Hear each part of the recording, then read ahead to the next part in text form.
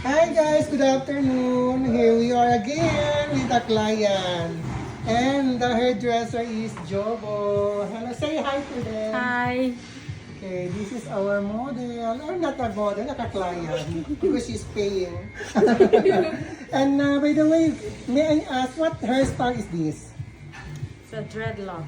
Dreadlock. Oh, this is dreadlock. What a nice, beautiful hair. Oh, this one, why do we put this one? It's an art. Art for the dreadlock, right?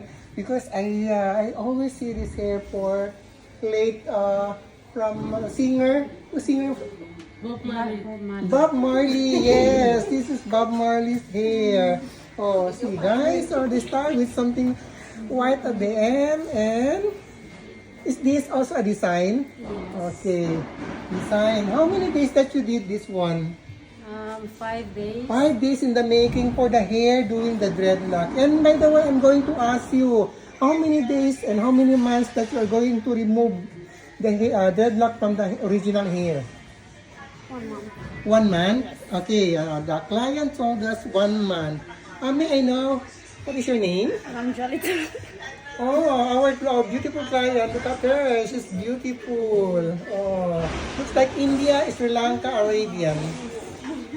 Okay. Guys, this is the dreadlock. See? Okay. Okay. The hairdresser's name, may I ask, please? Jobo. Jobo Dean.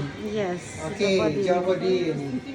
The legendary expert in braids and also the dreadlock. Guys, thank you so much for watching. Thank you so much and everything. Follow my reels. Don't forget to subscribe my YouTube channel. And this is Noor Abubakar.